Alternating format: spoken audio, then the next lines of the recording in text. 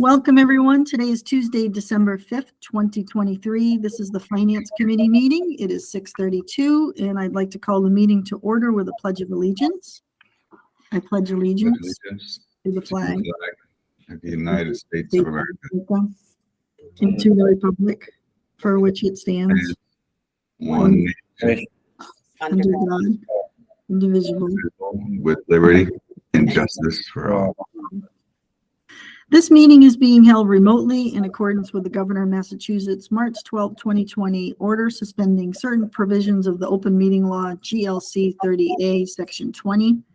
And on March 29, 2023, Governor Healy signed a supplemental 2023 budget bill allowing remote and hybrid meeting options for public bodies through March 31st, 2025. This meeting is being recorded. Well, welcome everyone. Let me turn on my video. I was having a little issues here. Okay, well, welcome everyone.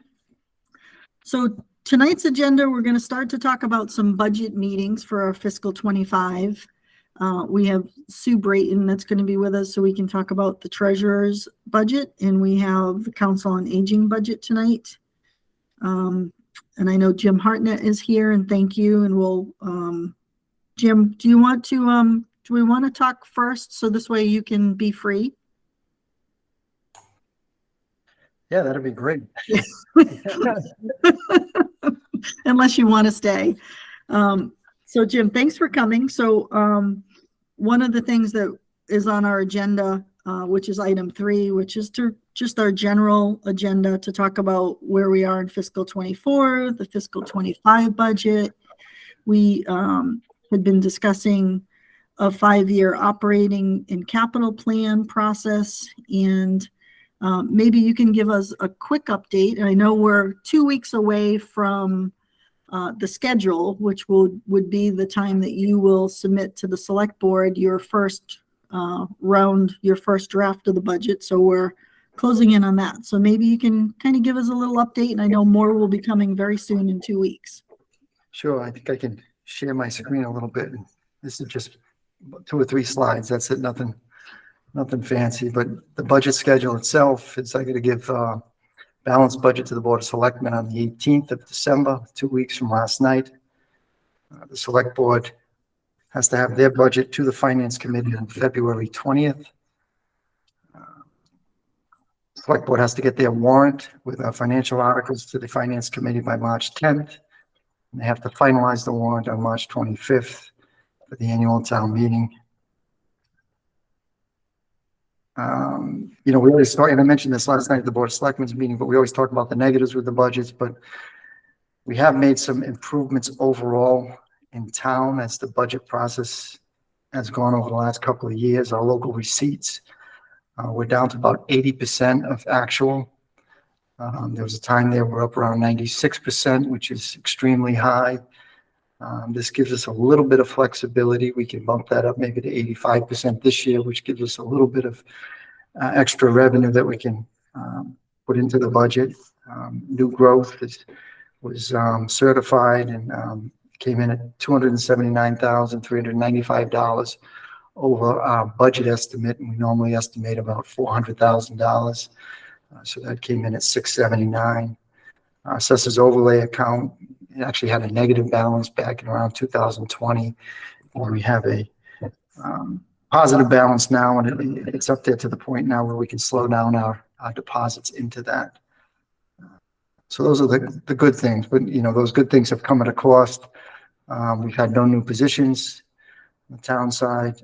Most of our expense accounts for the department budgets have pretty much been level funded. We've had some minor increases for electrical, fuel, and a few other things, but for the most part, we've not increased our budgets. We've not created new positions. We've really tried, we tried to use the free cash and the ARPA funding for one-time expenses only. We have not paid for any new positions with that funding on the town side. So we've really tried to keep the operating budget where it is and not increase the liability for the town. We haven't had to have any layoffs. We're still providing minimal services. I think we're a little bit above minimum, but we're not much above minimum. We haven't had any increase in our services over the last few years, but we've been able to maintain what we've had. Our projections as far as the budget goes with state revenue, with new growth, with local receipts, has been trending more conservative over the last 2 or 3 years. And I think it gives us more realistic revenue projections going forward. And that'll help a bit on the town side as far as the budget goes this year. But, the school side still has some challenges. They have some things that they really can't control as far as special ed and a few other items. So it's going to be a challenge again on the school side. The town side right now is looking like we can continue to maintain status quo. No real increases, no new positions. If the state aid comes in a little better than expected, we may be able to add 1, maybe 2 positions, and we have a number that are needed, but the Board of Selectmen will have to take a look at that and see what they propose. As far as revenue trends go, this is our local receipts. The excise tax, which is the big one, it's about 50% of our local receipts. It's leveled off the last 2 years, and actually from 2022 to 23, it actually decreased slightly, very small amount, but it's not showing the increases it had been the previous years. Meals tax has rebounded from COVID, but that's leveling off. Room tax, we've seen an increase over the last 2 or 3 years, but that appears to be leveling off as well. The ambulance revolving account has decreased slightly, and I think the main reason for that is that we've been allocating more to the fire department from that revolving account. So I don't have the exact number, where they may have had 50,000 come out of that yearly. They're now up to 60 or 70,000. So it's not that the receipts are decreasing, it's just the way that money is being spent has changed. Investment income, we're looking at investment income to be just a little bit higher this year, with interest rates going higher. We're now probably 1% there for a number of years, 2%. Now we're up around 4%. Sue may have some better numbers on that than I do. Right now with the preliminary budget, what we're looking for is state aid projecting about a 1% increase over last year. And we'll have a better idea once January comes around and we get the governor's budget. We're really waiting on the Chapter 70 funding. That is the one that could make a difference. We had about 10 years where we were increasing about $50,000 a year in Chapter 70 funding. This past year, we went up just over $500,000. And that's because we were considered a minimum aid community up until last year. And we dropped out of, or we changed that category, which increased the funding level. So the question we have, and I haven't been able to get an answer, but we are trying, are we going to go up 50,000 from last year's increase, or are we going to go up an additional 500,000? We're waiting to see that. That's pretty much it. As far as expenses go, our salaries, we're budgeting for contracted raises at 2 or 3%. Department expenses, again, pretty much level service, almost level funded. Health insurance, we're looking probably at about a 5% increase. We should have better numbers on that over the next month. Pension assessment increased at 5.8%. That is a fixed number. We do know that number, so that's accurate. Property insurance, they're looking at about 9.5 to 10% increase this year. State assessments, we budgeted for 3.2% increase. We'll refine those numbers as the state numbers come in over the next couple of months. So that was pretty much it as far as that goes.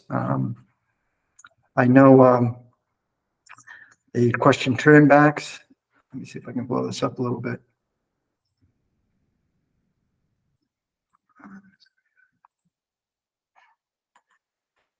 So turnbacks, these are last year's department budgets, money that they did not spend.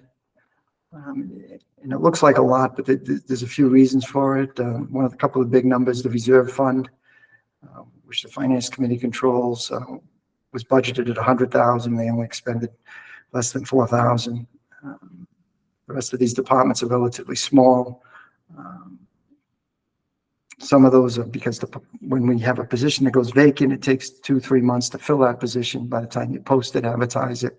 So you get some general revenue left over in the salary accounts.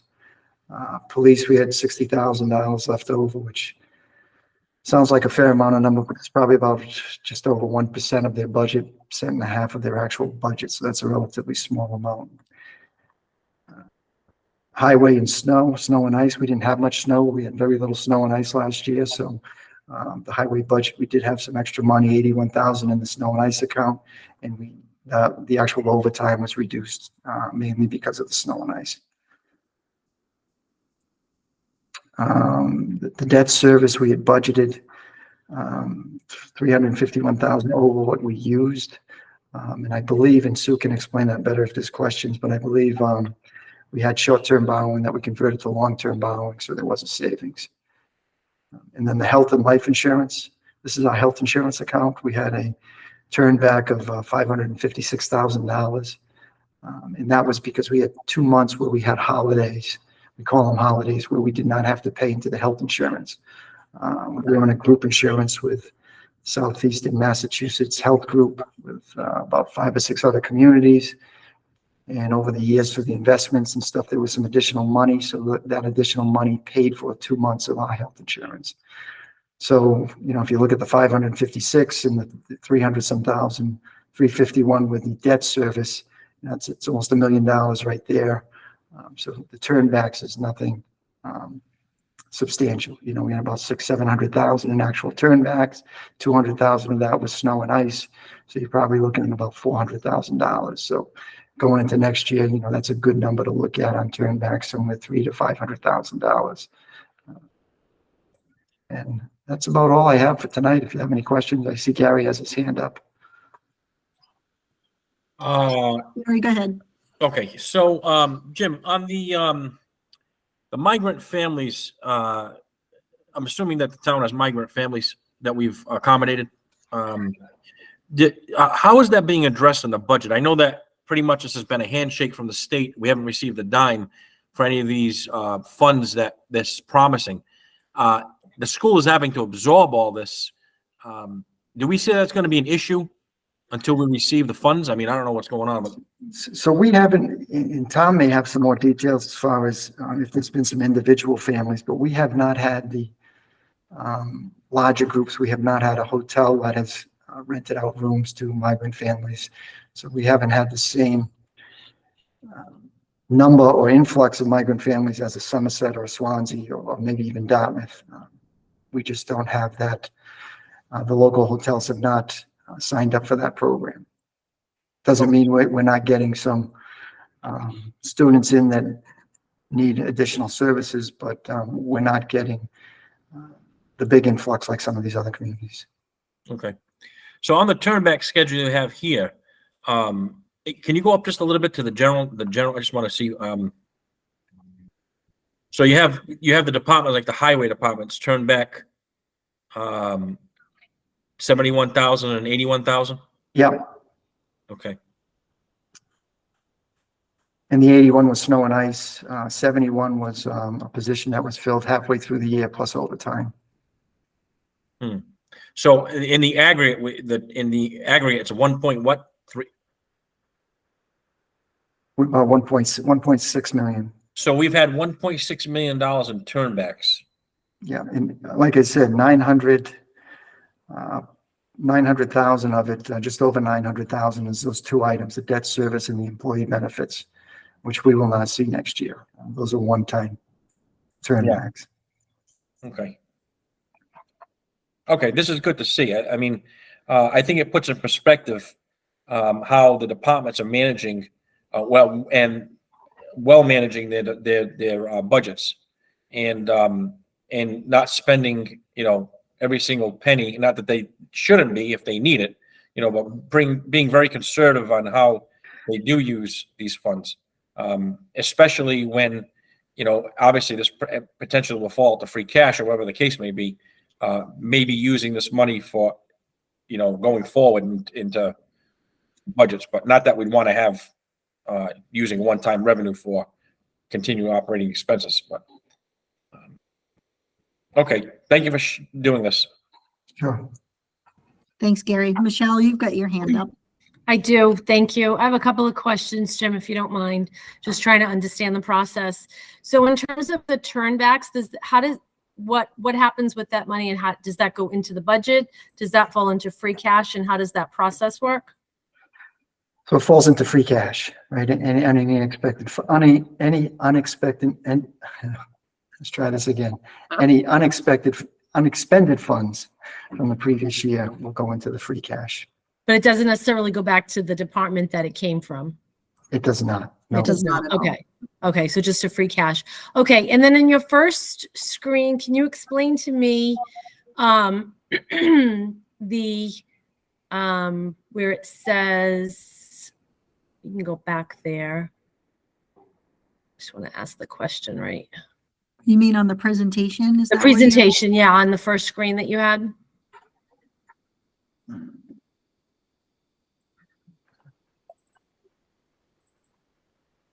Or the second screen, maybe, where it talked about the local receipt. Okay, so on the local receipts, what does it say? 80% of actual down from 96. Can you explain that to me? Yeah, so we were budgeting. So if we took in $6 million in local receipts, we were budgeting 96% of that. So we were estimating that we would get, $5,090,000. So we had very little room to play. So if one of those items comes in low, we'd be running a deficit. Most towns, most communities, and I've checked with many, they budget in between 80 and 85%. Some go up as high as 90. Some go 75%. Okay, and then and that when you're talking like real estate taxes, all that kind of stuff that we get. Is that what you mean? This wouldn't be real estate taxes. This would be local receipts. So excise taxes is the big one for cars. That second. which- Okay. yeah, all right. And then it's permit fees, meals tax, Okay. room tax. Okay. There's a number of items. Gotcha. Okay. And then Oh, go ahead. I'm sorry. I no, was just go ahead, gonna- Karen.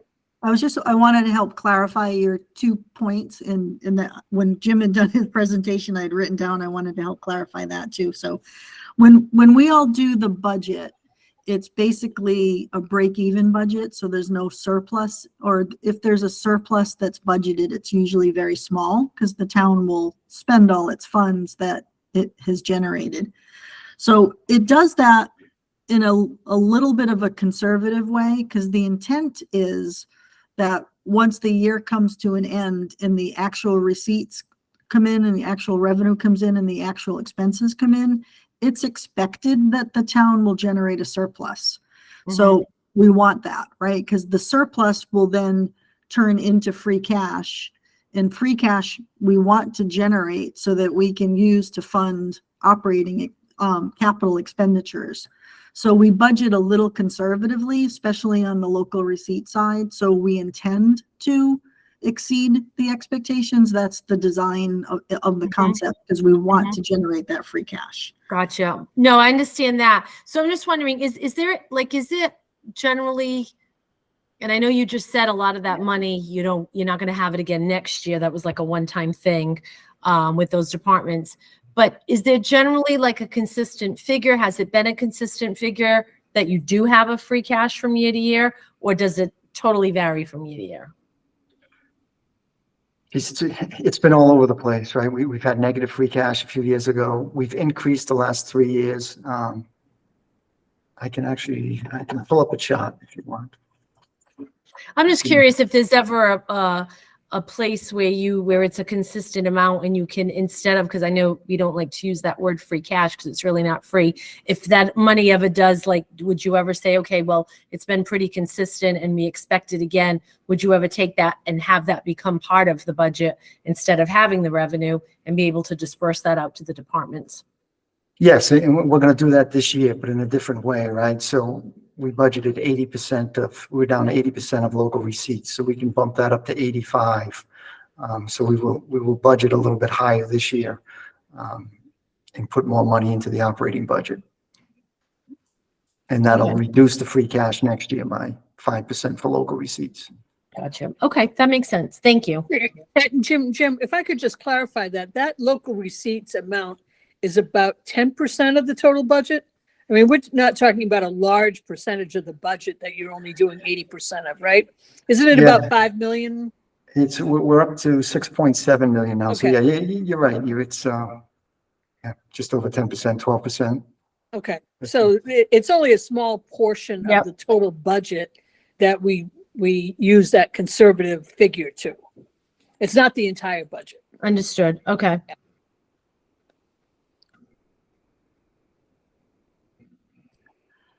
Anything else, Michelle? Nope, that's it. Thank you. Okay, sure thing. Al, go ahead.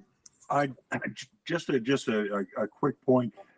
Pardon me. One of the line items, legal fees in the town, and we're talking about free cash now, which you forget what I think about the word free cash. That's I've been Mhm. to death. Considering what's happening in two properties at Westport Point and possibly a third, we may want to consider putting a reserve in legal fees for this coming fiscal year. So just tossing that out, which will chip away at the net so-called free cash, from there, because it will be, my guess is, and who knows, but my guess is it will happen. My guess is it will be ugly and protracted, at least in one of the two cases. So just tossing that out. Thanks, Al. So, we'll see more of the details of the budget in a couple of weeks, and then as we go through our departments, we'll talk. So the next element, and just to let everyone know, meaning the general public, we are having another committee, or another meeting comprised of members of the finance committee, the school committee, and the select board to really talk about the budget again, as we'll have more numbers to really look at in more detail now that we can start to figure out what our next steps are. And that's January 3rd. It's at 6 p.m. Town Hall. We'll have a hybrid option as well. So Jim, the other piece too, and I know that we'll start to work on it, is thinking, I know your capital improvement committee is also working on a 5-year, more comprehensive capital plan. And so that's in process. So the next piece to all of this is really looking at our 5-year operating plan.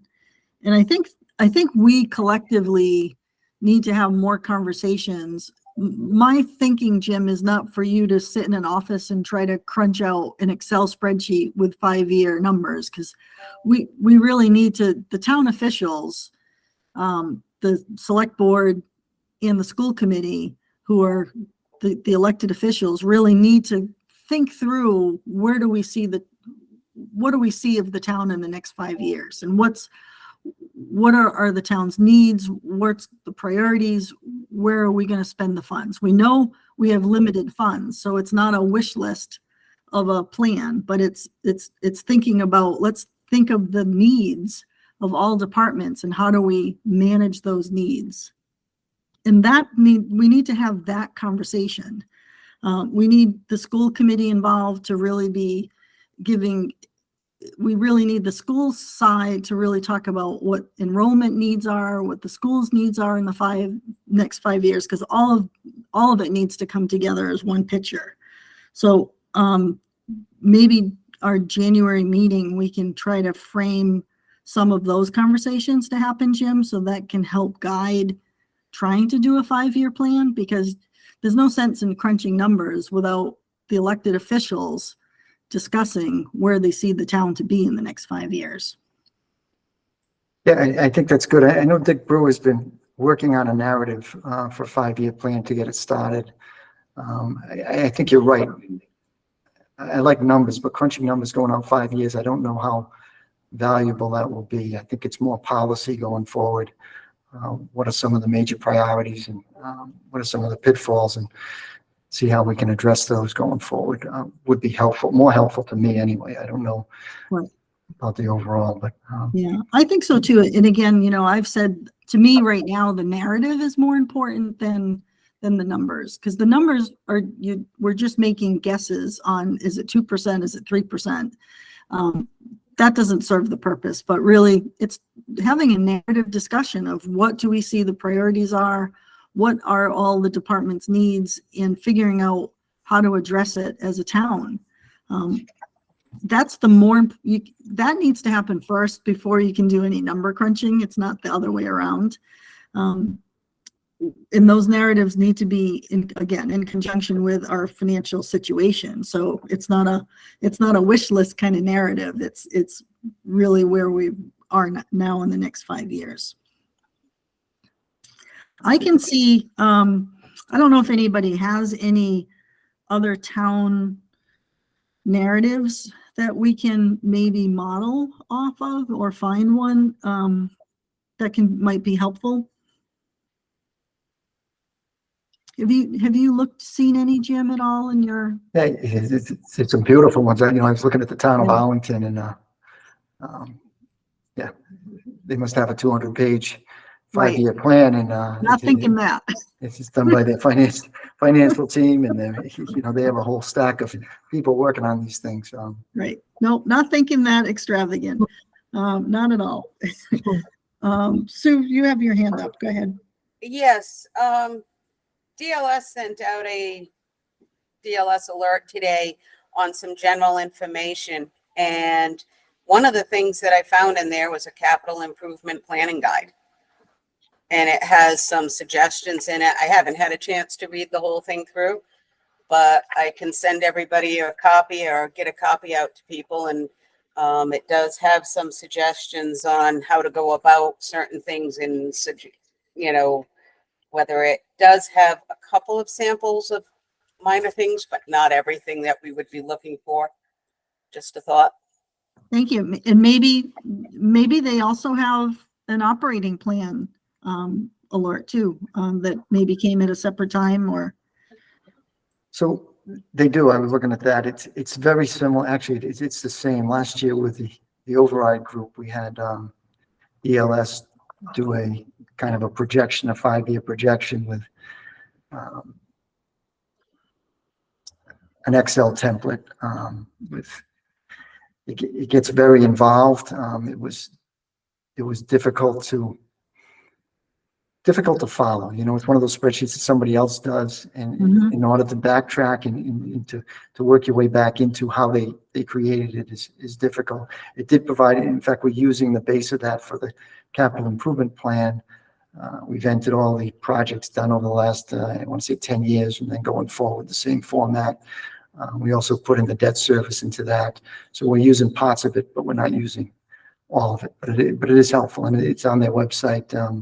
We can share that email with you. And the DLS has some great graphs and comparisons with other communities on a number of different items. Anything that's submitted on our state forms that we do yearly, they've extracted and put into graphs, and it's nice. And it's nice to play around and kind of take a look at what's out there and how you compare with some of these other communities. Yeah, and I appreciate that. And in my view, this is less of a number crunching exercise at the moment, but more of a discussion and a narrative of things, right? So, we think about all the departments, the schools, what about cemeteries? And I think if you start with some global assumptions that we are going to have to make in terms of population in Westport. So what's the anticipated population growth over the next 5 to 10 years? What's the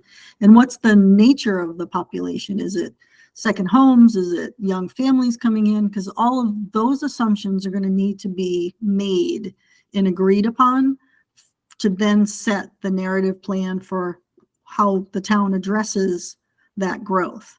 And so I have to imagine the state is doing that sort of planning on a big scale. And so I would imagine we don't need to be statistical analysis, that we should be able to gather other professionals who already made those projections and assumptions and review those, and then set forth our own assumptions that we're going to use in that 5-year plan. And then we start that way. And then now we can build a narrative based on what are our population estimates? Are we looking at X number of families are coming in? So that will put the demand on the school.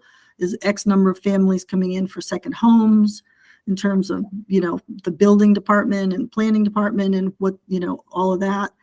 Or is it more older people coming in, because that will place more demands on the Council on Aging? So having those high level discussions first, I think, will drive the narrative. And then once a narrative is set, then another step is now number crunching it. But I think just kind of talking through, where do we think we see? I think that to me is the first step. And that's not all on you, Jim. That's on all of us. Go ahead, Al. Just a point, Karen, and I get what you're saying completely, and I generally agree, but I do think that there is an opportunity to walk and chew gum in this at the same time. There are certain things that definitely, fit into a narrative. I mean, not wish list or whatever, but just, we don't know, but we know what we need 3, 5, 7, 10 years down the road. But there are other things that we know in the town that are going to require capital improvement. I mean, we just know that. Whether it's a roof on a school or whatever it might be. So I think we might want to merge the two thoughts together and get whatever we can out of the the number crunching, and then take the rest of it and move it into more of a narrative that blends eventually into a discussion point that goes into a numbers issue. So I just wanted to toss that out on the table.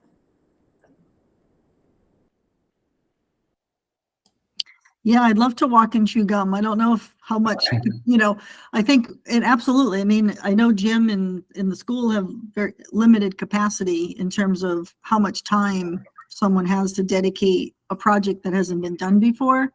And so it's trying to figure out where we'll get the biggest bang to start, and then kind of do it in phases. But certainly, Al, what you said, the capital plan is separate in the monks. So roof needs and all of that's a separate plan that's currently in the works, and I think we'll have some number crunches there.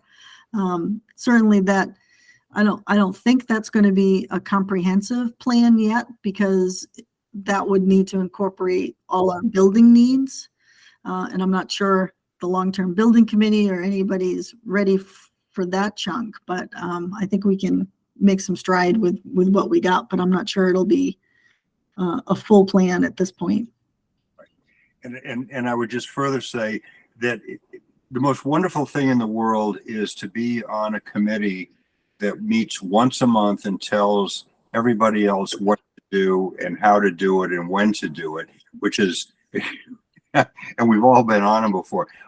Maybe if Jim, Susan, Tom, or whatever need some side help just to crunch some numbers and do some things, we may want to offer our services to them, not pushing it on them, but if they raise a hand and say, if you could spend 3 or 4 days to do A, B, C, D, it may be long-term productive for the town and take a little bit of pressure off of the people that are actually doing, the daily work. Absolutely. Thank you. Cindy, go ahead. You've got your hand up. Well, just to add to that, I mean, the higher level discussions about some of the, demographic issues and the socioeconomic impacts of, what the trends are of families moving in and out.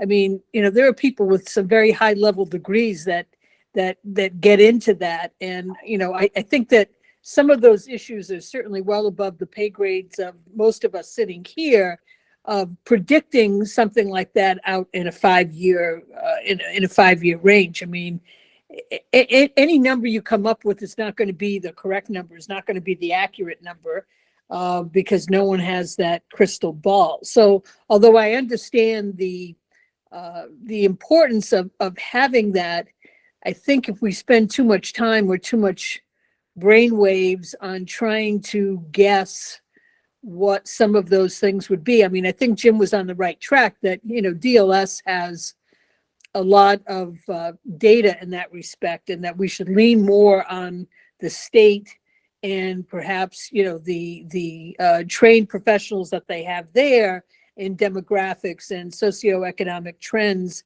in various parts of the state that could help us with that.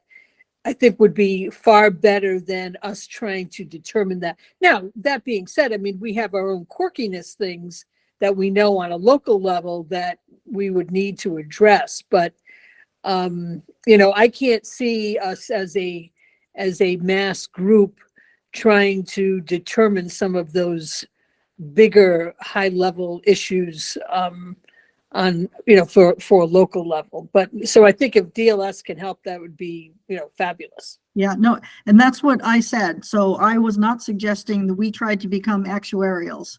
So my suggestion was there's bigger people, bigger than us, like the state, who have already done that. So let's just grab that and then look at it, come collectively put our own spin on it, and have a set level of assumptions that we support, and then we just move forward with a plan.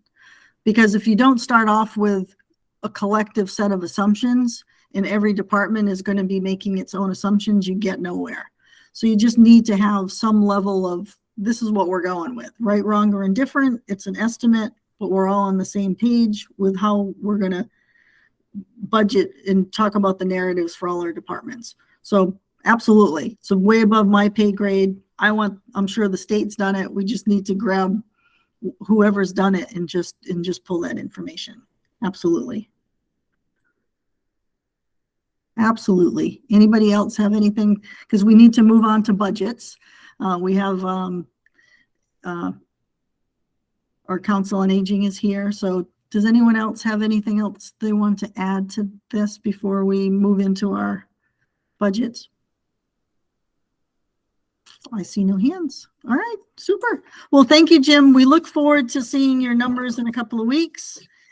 And maybe a couple of members can see if they can look around to see if there's some sort of simple plan that we can think about modeling ourselves after to use. So that would be helpful. That's good. Thank you. You guys have a good night. Thanks, Jim. Thanks, Appreciate it. Jim. All right. Thank you. So we're going to move into our budget meetings, and we have with us Beverly from the Council on Aging. So if you could introduce yourself, and we'll talk about your budget. Sure. I'm Deb Bish. I'm the director at the Westport Council on Aging. I'm actually in my 9th year, believe it or not. It's been that long. This year is very easy. I put in my budget. I didn't increase anything on my expense line side. And the only thing I did was increase some salaries by the 3% that the union had approved. So that's all I did. Last year, Jim had cut our van driver line item. And even though he said it's supposed to be level funding, rather than going back to that, I kept it at what he decreased it to, and then just did the 3% on that. He and I talked about it. I sent it in. He sent it back to me. It's exactly the same. He hasn't changed anything. It's pretty reasonable. As I was talking about before, Karen, I've really worked hard at trying to get some grants. I got a $10,000 AARP grant, 2022 challenge grant. For transportation. I've gotten some for supportive day, and the budget that the town puts in for me for the Council on Aging is only at about it's currently the 2023 budget. The town paid 45.8% of my budget, and the grants paid 54.2% of my budget. So the budget's over $500,000. I do have 23 staff, believe it or not. Most COAs are lucky if they have 10. but the town is only paying for myself, Josh, my part-time janitor, and they pay a little bit of some of the van driver salaries. Other than that, everybody else is grant funded. The monies that we use, the grants, I would say, are pretty secure. We've had them for quite a number of years. One of it's a formula grant that comes from the state. And this year we were lucky enough, we finally went to the 2020 census. And the number of seniors increased from 4,198 to 5,727 or 37. And the governor increased the amount per senior from $12 per elder to $14 per elder. So that really bumped us up a lot. And maybe in 2020, the Executive Office of Elder Affairs and the state decided that the formula grant could be carried over from one year to the next. We used to have to expend the whole thing in the fiscal year from July to June, and they stopped doing that. They gave us a 10-year contract with some adjustments per elder going into the format, and they went up to $14 per elder. So that's really, those things have helped out to put more money in so that we have a transportation revolving fund. Every year, our transportation loses money. We don't make any money on our transportation, but it's really critical for many, many of our people. I was just doing my monthly report, and last month we had I think we had like 550 rides. But out of those rides, almost 100 of them are to medical appointments. And many of those folks wouldn't be able to get to their doctor's appointments. So my budget's it's pretty reasonable. I can't imagine that anybody has too many questions about it for sure. It's been pretty, pretty steady. And like I said, I've worked real diligently in getting grants to help us out. There's a lot of money out there right now for seniors, a lot of money, because the population is growing so much in Massachusetts. So, and Karen, you were talking about doing the narrative and where do you want to go? Our board is actually started 2 months ago, and we're doing strategic planning. Where do we see ourselves as our population grows? Where do we want to be? So we're already in the process of doing that, to put together sort of a plan to present, to be on the same page with the town, to access every dime that we can get from the state and the feds and everybody else. So Beverly, just a question. So where are you getting your assumptions to put together your strategic plan for that? Are you getting information from the state on projected population increases? Like what's driving, where the information are you getting to drive your strategic initiatives? I'm getting it from the Executive Office of Elder Affairs, Massachusetts Councils on Aging. And those two places are pretty much where we're getting them from. All of the monies,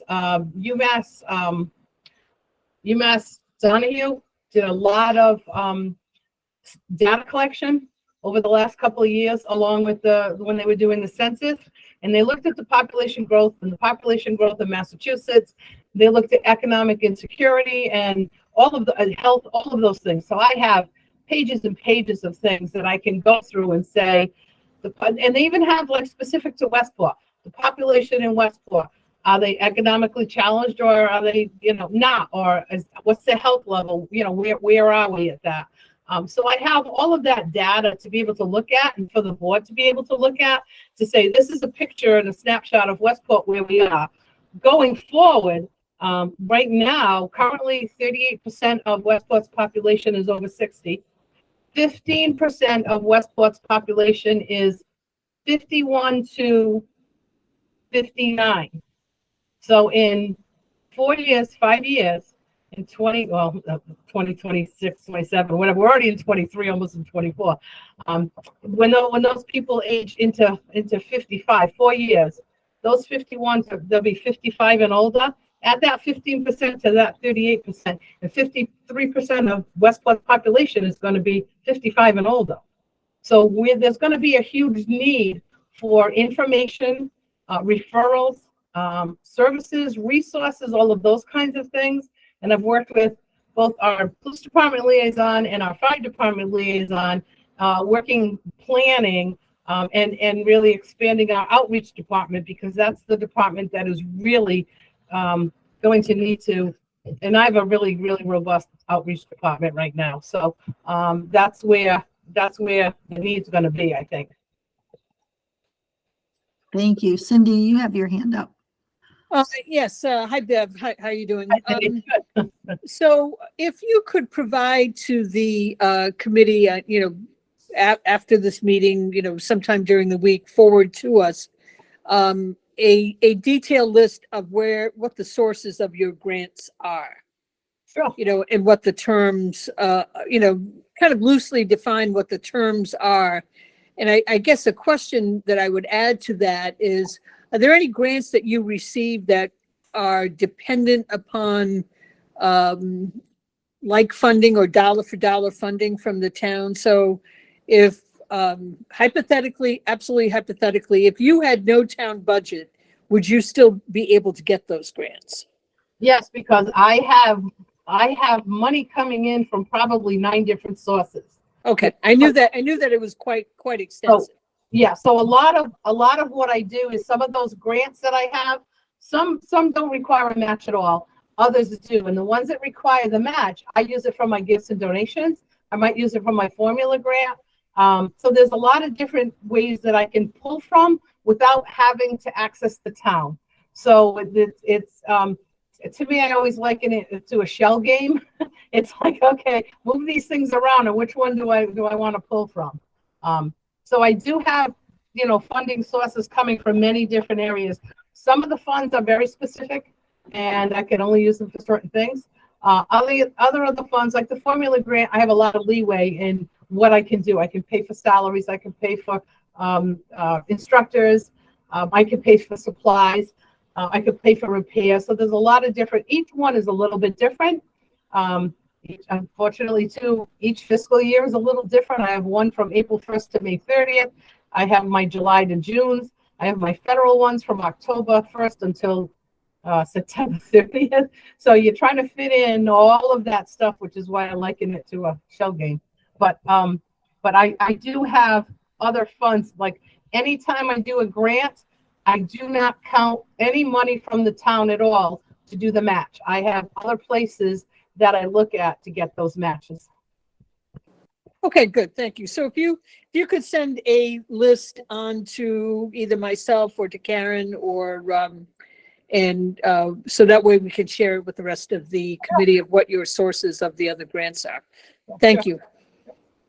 Right. And thank you, Cindy, for that. So both the sources of revenue and the expenses that the revenue is supporting. So I know, as we all know, the budget that goes to town meeting is the general fund budget, and that's what you've presented to us today. But we're trying to understand every department's full budget, not just what's funded on the general fund.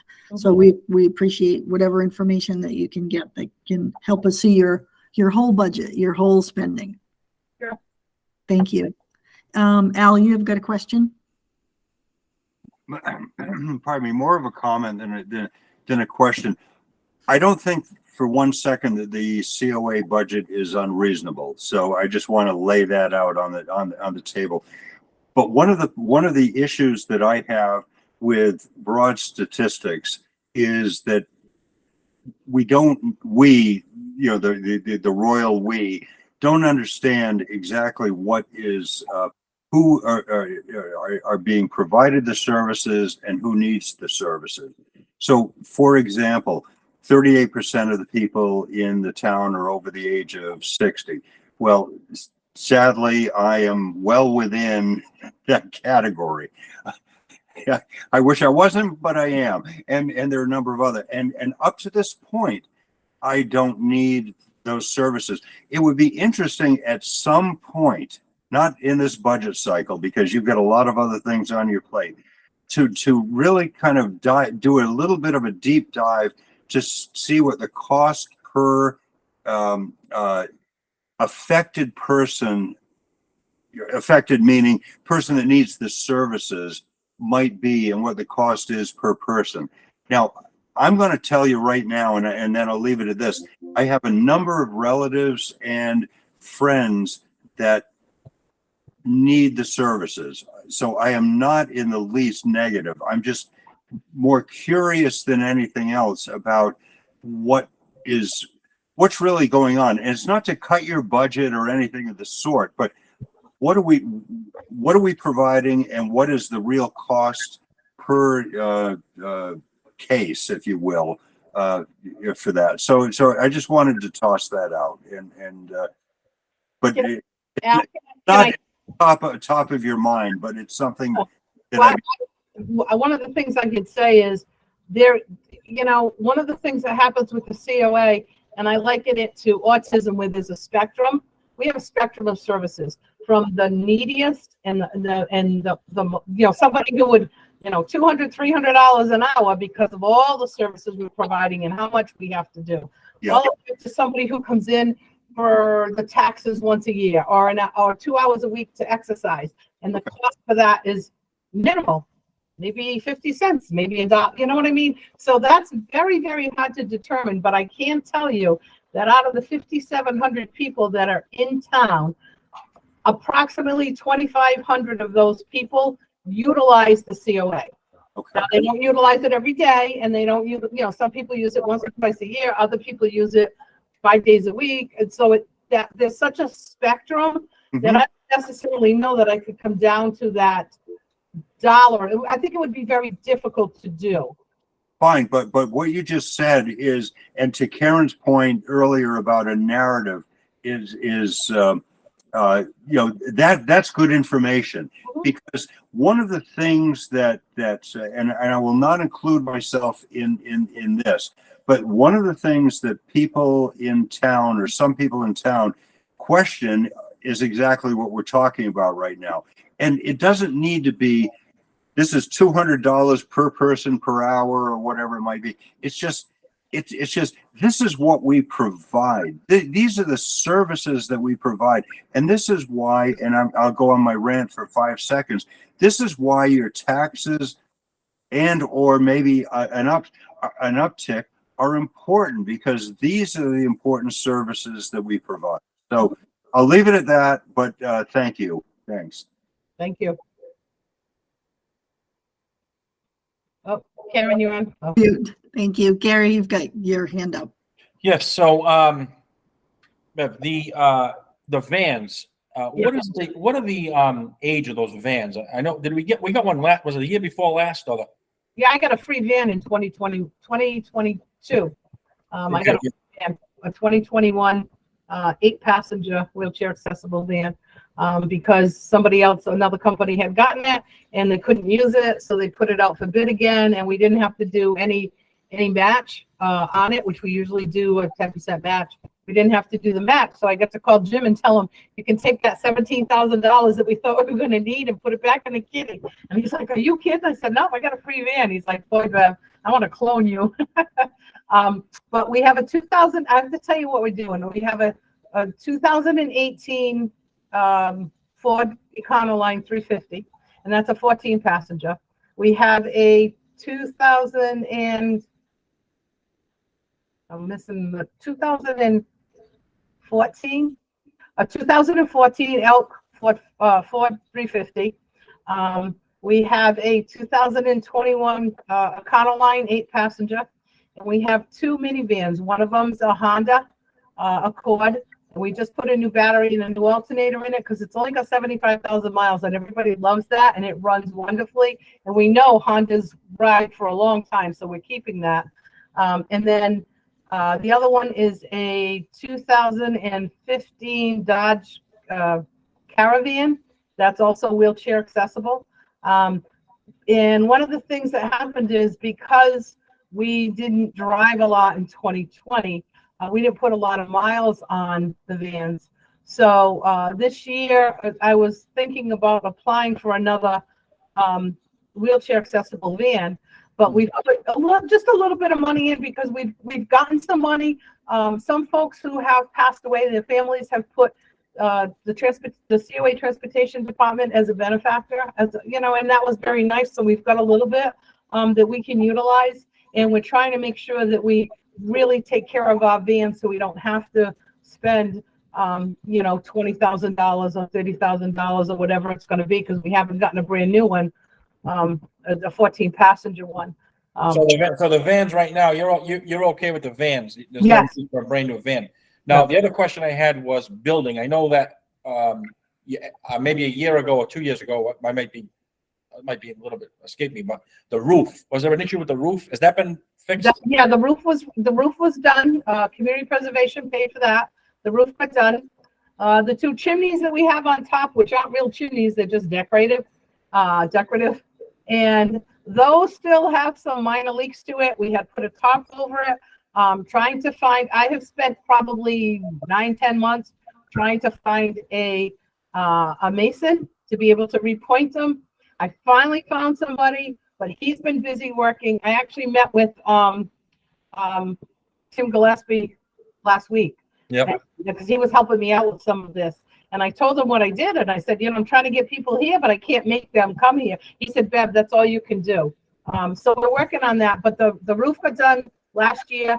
I actually used some of our Hazel Trip fund, which was just for building, to have all of the outside fascia boards and trim all painted white, replace some of the fascia boards that were all rotted, and re-shingle the 2 columns because we had some woodpeckers that got into them and we had holes everywhere. So they came in and did that. The bid for that was $20,000 and it came in at $18,000. They were wonderful. The building looks sharp. We're getting there, you know, a little bit at a time. But that money has come from grants and donations and community preservation, and that's what we try to use so that it's not just coming out of the town. Yeah. Yeah. Okay. Thank you. I know you. Yeah, that building is well utilized. I drive by it every day, and I think it's in great shape for the age. The parking lot is well maintained, and you know, I'm glad that we maintain the building. That's the key. Yeah, I have contracts. I have contracts with plumbers. I have contracts with electricians. I have contracts with the sewer companies where they come in and they, you know, so many months they take care of it. We have our highway department that cuts the grass, but we have probably 15, 20 volunteers who take care of all the other landscaping, all the flowers, I mean, it's beautiful. They do such a good job. So we're really very, very lucky. And this building is very well maintained. Yes. So, you know, we're happy, you know, everybody here, even some of the people who used to go to school here, they say we're so proud of this place because it looks so nice. And we're actually, our friends are going to be purchasing a new front sign for us through Signature Sign. They want to pay for it. So they want to update it. So people, you know, people have a lot of pride in this building, and they do a lot to raise the money and to get us where we need to be. So. Well, thank you for the job. No problem. Thank you. Thank you. Does anyone else have any questions for Beverly? I don't think I see any other hands up. No? Okay. Well, Beverly, we appreciate your coming in, kicking off our fiscal 25 budget season. So thank you. Thank you. Everybody have a good evening. All right. Thank you. We'll talk to you later. Okay. Bye. Great. So Sue Brayton, I think you are up for the next round of budgets. And if you would introduce yourself, I think most people know who you are, but it's always appreciated. I'm Sue Brayton, Treasurer Collector, and here to present my budget for tonight for both debt and for my departments. I'm sorry, do we have a copy of the budget? I don't see it in the folder. I I think it is. Yeah, it should be in there. Okay. All right, for some reason in mine, I had the COA, I have the agenda. Yeah, same with me, but Yeah, I have the FY23 budget, the whole big budget. I have the COA, I have the agenda. I don't have the treasurer collector budget in my folder. So there should be, I can see it on my end. It says budget debt 25, budget treasurer. I can see it as well. Didn't you include the link on the email as well, Karen? I did. Yep. Can you Oh, refresh it was in the, it was in the email as well? Well, there was just a link to it. There's a link. Oh, okay. All You right. wanna- I'll try refreshing it again. Okay. Yeah, maybe Yeah, just link's in jump there. out of the folder and jump back in Yeah, because it okay. should be in there. All right. Thank you. Thank you. All right. So on my treasurer collector side of the budget, there's very minimal changes. I made some increases on the salaries, etc. Everything in accordance with contractual agreements and so forth. And then as far as the expense side, I've increased several items a little bit for expenses such as postage, which we know is going up, and things of that nature. Everything that I have that are going up on expenses, bank services, payroll services, and such. Tried to put some increases in there because my expenses are increasing and our required expenses. But other than that, it's pretty much same as last year. No major changes. Sue, can I ask you a question? So just try, since we don't have it on the screen, so I know it's hard to see, but you have payroll services in your budget as the collector. Yes, Do you process payroll for the entire town, including the school, or does the school process its own payroll? How does that work? the school submits to Harper's their portion of the payroll for the time and attendance, like the number of whoever's been working, if they work full time, for that week, what they're actually getting paid. They monitor their employees and enter that information weekly into Harper's for us. We do the final, we do everything on our side, of course, for that. We take care of all the deductions for both school and town. We notify them what, because we handle, when somebody comes in as a new employee, we are the ones that take care of the onboarding of that employee.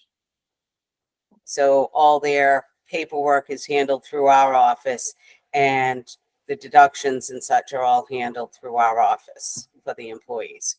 So is the payroll services then that's in your budget, which it looks like this year is $30,000. Is there a similar payroll service in the school budget, or do you retain the whole payroll service? This is for both school and town, Okay, and that includes quarterly reporting, W-2s at the end of the year, etc. right. So then you have personnel that process the payroll, and then the school also has personnel that prepares the hours and gives you the input so that you can do the next and final step, right? Yep. Okay, thank you. Cindy, go ahead. You've got your hand up. So I see the line item here for computer software, and I thought that last year, I guess the current year budget, and the year before that, I thought that those were one-off things, and yet I see there's another 50,000 for computer software in this budget. Right. Nicole is in the process still. We have not been able to get on board with the new program. I guess they ran into something to do with the GL accounts and how they're doing that and so forth. So we are not utilizing any new software at this time. So until we get to the point where we're going to actually have the new software up and running, I still have to have both sets of old software, the SoftWrite and then the Zobrio for the treasurer's office. What we're hoping to do is when the other program gets up and running, we will drop the treasurer's software, which is somewhere between 14 and 15,000. So what was the big jump then from fiscal 22 to 23? There was the big one line item for roughly 34,000. Then it went to 47 and now it's 50. I guess I'm still having a hard time following why it jumped so significantly that one year, because I thought that it was a one-off and then it didn't get used that one year and then it got put in for the current year. So is it because you haven't been able to use it? Was it turned back? Or I'm still a little bit confused as to why this number keeps growing. These treasurer's software actually goes through my department. which is the 14, it's 14 something, that I get the bill for, actual bill for. Right now, we're utilizing SoftWrite, which is, and that is, Nicole breaks out, because it kind of is used by, it's used by the collector's office, the accountant's office, and a portion by the treasurer's office also. She breaks it out, a certain amount of that bill. She gets the one bill in and then notifies how much to put to my budget, notifies me what's for collections and what's for treasurer. Then we're in the process of going with Springbrook. And again, that one's going to be collector, treasurer, and accounting. And Nicole actually would be able to give you the total breakout of that bill. So the Springbrook and the SoftWrite, Nicole would have to give you the exact figures on. This is the figure, the 14,000, and the other amount is what she's given me right now for SoftWrite and Springbrook. Okay, so what's the difference between the 14,000 and the 50,000? The 35 there is going to be, I don't know how exactly that breakout is. That's what she's told me, that this is what I can allot for okay. Springbrook and SoftWrite. Okay, And right now, unfortunately, until we really get up with just Springbrook, we're paying, I guess what we're going to have to do is pay for both, everything right now. okay. Okay, all right, thank you. Like I say, unfortunately, she can give you better answers as to what's Yeah. going on with Springbrook. Okay, Okay? Yes, Al? Al? So Yeah, there you go, Al. you and I are going to have a coffee in the next couple of days with Nicole to try to debunk this. I'm not confused. I'm curious about the two systems and whatever. So I'll buy the coffee, but you buy the time, okay? Okay, we'll try to squeeze you in there. Yeah. Just give me a heads up when you're coming. I'll say tomorrow's not good. Look, I've got 10 years on you, so you better squeeze me in, because you never know how much time is left. I hear you. But 8 o'clock tomorrow morning, I have another meeting. That's okay. At 8 o'clock, I'm not up anymore. You are. You got a meeting at 8 o'clock tomorrow morning too. I do. You're right. Okay. Thanks. But we'll talk soon, because I need more detail for the finance committee about this. Okay. Okay. All right. Thanks. All right, thank you. Does anyone else have questions on the treasurer budget before we move into anywhere else? So I just had a quick overall question for you. So I know you've, over the last several years, had been understaffed.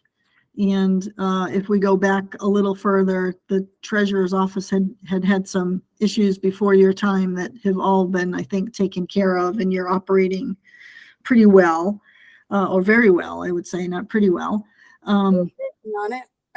What's that? We're working on it. Yeah. So how are you feeling for your staffing? Are you fully staffed? Are you feeling like you're able to comply with the demands of the department? Because as you know, there's state requirements that for filings and for everything you do is such statutory compliance. So I'm curious, how comfortable are you feeling with being able to meet that? I'm glad you actually brought it up. I was going to bring it up at the end of all this, but now is actually a better time. As far as staffing, the actual staffing in the office is good. I am finally fully staffed as of, I think, December of last year. For 1 year now, I've been fully staffed. What we're running into is, especially on the payroll side, a lot of companies, and with all the deductions and so forth, during COVID, everything is now got online platforms where we used to fax over, people would fill out a form we'd fax it over to them and the companies would take care of entering everything and so on and so forth. Now with all their online platforms that they have, because we have to, we're doing all this entering in our office. Any changes that are made, we have to go into numerous different, any company, somebody comes in with an address change, and if they have health insurance, a 457, a health, eye insurance, and the retirement system and so forth. We have to go in and change their address on all those different platforms and update everything. And it's very time consuming. There's also a lot of changes that are coming down on a lot of these individual things from the state. I know there's the Secure 2.0 Act Mhm. is in play, and January 1st. for some of it, and some of it is being pushed off and so forth. And we're not HR. This is not something that we're trained for. And it's very involved in a lot of these different aspects to do with we double as HR for a lot of aspects, unemployment, and just so many different things that we do. And we are not an HR department. In some towns, treasurer's offices don't even handle payroll. Payroll is often in an HR department. And it's becoming more and more common for cities and towns to actually have HR departments because of the complexity and all the changes and the updates on these laws surrounding HR. And it's very time consuming to keep up with all this, and the ramifications if we miss something, and it's very easy to do so, can be very, very costly to the town. We really desperately need an HR department. And one of the reasons I was asking about the payroll services, so $30,000 for payroll services for a year is really not a lot of money, especially for the number of employees that the town has, especially and if you're also paying for the school side employees. So there's a lot of employees that you're processing payroll for. That tells me that the system that you're using is anything but robust. When you don't have a robust system, you're, just as you said, you're more likely to have compliance errors and issues, which ultimately would be more costly if you made mistakes. And I just heard you say that the timesheets, you're entering information in manually. Where I work and what I instituted, I've been responsible for payroll my whole career, and I don't have my staff do that. We have all electronic timesheets. The staff person, the employee themselves enters their time into an electronic timesheet. It's approved electronically, and there's no data input that goes into payroll. And I'm wondering, I'm wondering where the town's going in terms of getting up to date with where it needs to be compliance wise, and with that. That in of itself would save the department quite a bit of time, probably both on the school end. Wouldn't need a person to have to input hours to you, and it would save your department quite a bit of time to not be inputting time and letting the software itself do the work. Karen, we're only 23 years into the 21st century. Exactly. I mean, I'm sorry, but I mean, this is crazy. When we start talking about a $50 million budget and all of these employees and everything else for 30,000, 40,000, whatever the final number happens to be, it's crazy to me that, as Cindy just said, we're a quarter of the way into the 21st century and we are operating as though we were in 1960. I mean, so Anyway, it's just a comment. It's just crazy. Right. So, I mean, really, there may be truly cost savings here, although they won't be of significance in terms of budget savings. But I think there could be some cost savings, some improved efficiency, and some compliance. And again, I know Mr. Auburn is here, but I don't know what the position that the school does. If we were to get an automated system, does that position, is that needed anymore? Can we swap out a person for software? And then do you have as much need in the treasurer's department for people and really invest the time in software and efficiency? So I guess those are just some questions that I'd ask us to think about and explore. It's not just payroll either. I know HR itself is a huge thing. And it's very inefficient right now in that we're handling some of the HR duties, but also Selectman's office handles a great number of HR duties. And they handle FMLA, they handle not unemployment, but we handle unemployment. They do, I can think of the company name that takes care of the payout on it, workers' comp.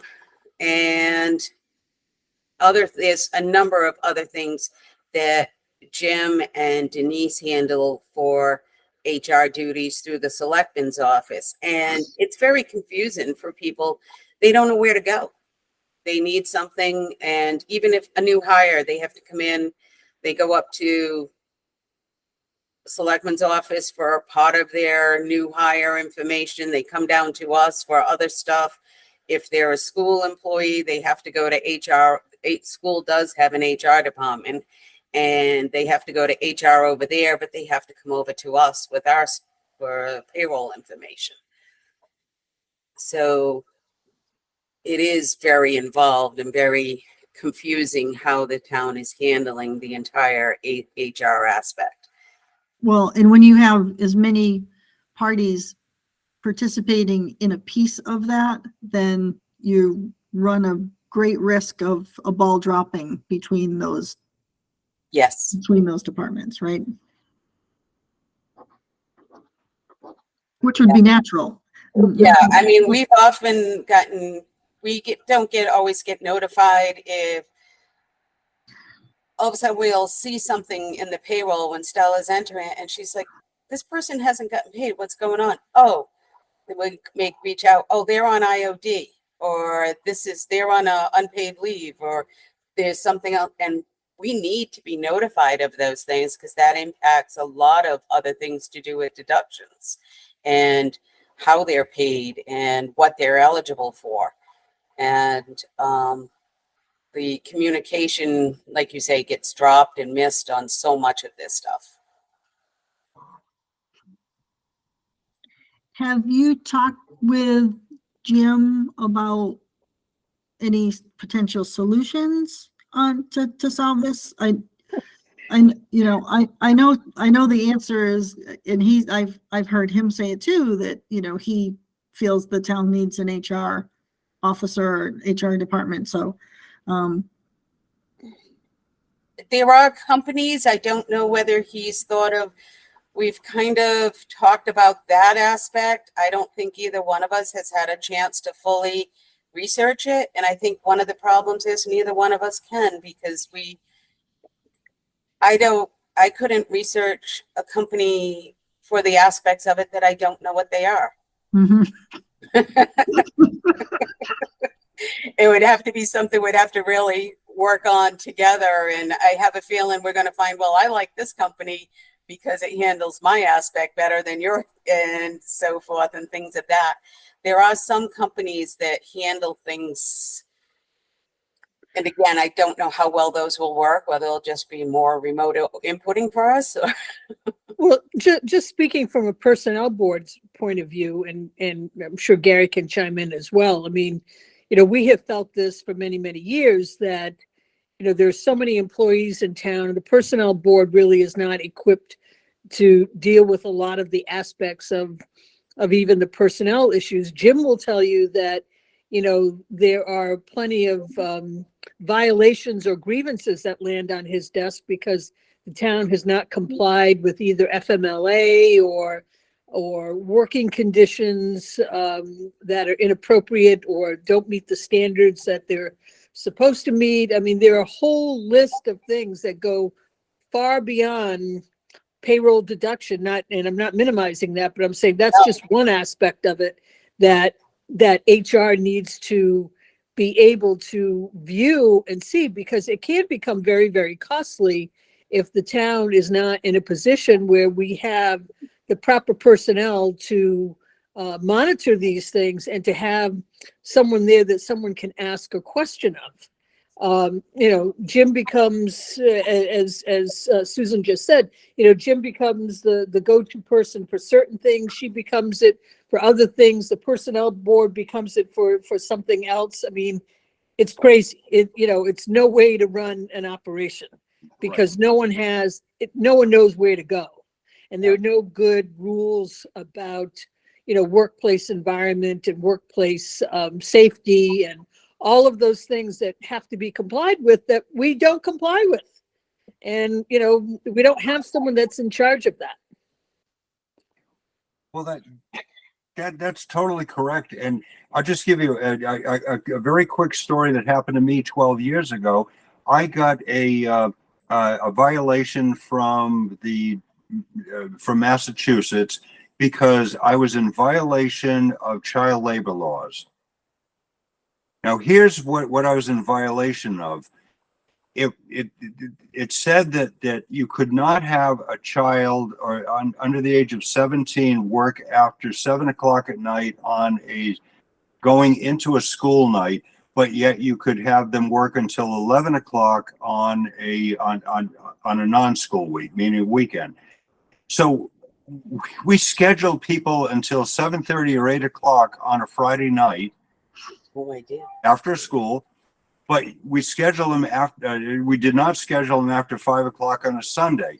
According to the state at the time, I don't know what it is now, Friday is a school day and Sunday is a non-school day. I was fined $50,000 for a violation, which, you know, from common sense, absolutely makes no common sense whatsoever, which actually is probably makes sense in Boston, but that's my commentary.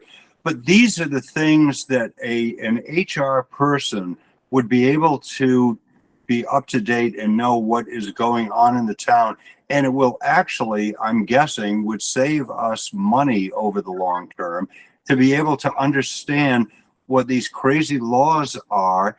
And I'm just going to guess that it would pay, that he or she would pay for themselves by doing something like this. I mean, it's just, I go back to what Cindy said, this is the 21st century. I mean, and the laws change all the time. So my recommendation would be that we need to add this into, and the free cash that we seem to have,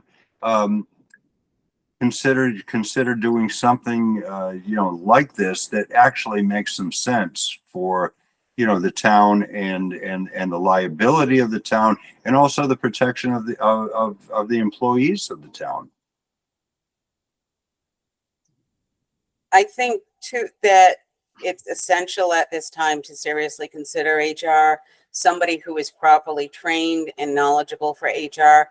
Like I say, treasurer collectors, we have our own training, but it does not include HR training because we are not necessarily, it's an added duty for some treasurer's offices, but the majority are not all doing it. So it's not something that we're trained for. And as soon as you're trained, a new rule comes and then you're no longer trained. So, Right. so you need someone that's, you know, that is their job, that's what they're focused on. They're looking ahead at laws that are coming into play and getting things ready. So when the law comes in, that you're already prepared for it and you're able to address it. Okay. Thanks, Susan. Oh, you're so welcome. On that note, just add it to the list of things the town needs. All right, so I think we're all square with your treasurer budget, so we can talk a little bit about your debt budget, right? Right. And we can go on to equipment, debt budget here. And the debt budget's pretty straightforward. It's for all the regular notes that we have, all the bonds that we have, I have a debt schedule that runs out 30 years or whatever the term of the note is, the bond is. And so those are just taken directly off of there. The only guesswork comes into being with the any bands that we have, because if it hasn't yet renewed, then we don't know exactly what it will be for next year. In this case here, I think we're pretty good. I'm trying to look at my paperwork here. The ones that I have questions on for the most part are Bristol Aggie and Diamond. Diamond is somewhat a guesswork thing in that they have not finished borrowing. Bristol Aggie is a little more stable. Bristol Aggie has completed all their borrowing. And what they do is bill us so much per student that is attending there. They divide their debt by the number of students. And the tricky part is getting that number from them, the number of students. So right now, this is a guess as for fiscal 25 as to how many students we will have there. And Diamond does the same.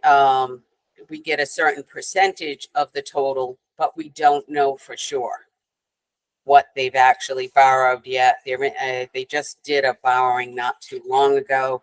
So this is the best guess that we have at this time. Hopefully by May, before we actually finalize and go to the budget, I will have better numbers for you, or firm numbers for both Bristol Aggie and Diamond.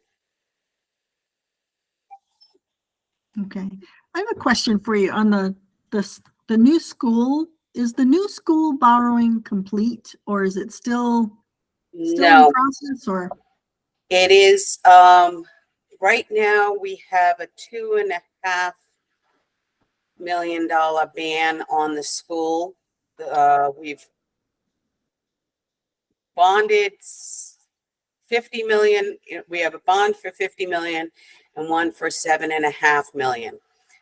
The 2.5 million is a ban, and until they finish with MSBA, finish up everything that they're working on at the school, then and close out MSBA, we cannot close out this ban. My understanding is with that ban is that it will be approximately 2 million that MSBA is going to owe us, because they hold back a certain percentage of what until it's all closed out before they make their final payment. And my understanding is it's supposed to be approximately $2 million that we will be getting on that. And So does that mean that the school didn't use all of the funds that were appropriated? Does that mean we're under budget? Why we'd be getting money back? no, the 2.5 million, we're pretty close to budget, but that ban, I think they're a little bit under, but they're still working on certain things, is my understanding, and certain repairs. I'm not 100% sure.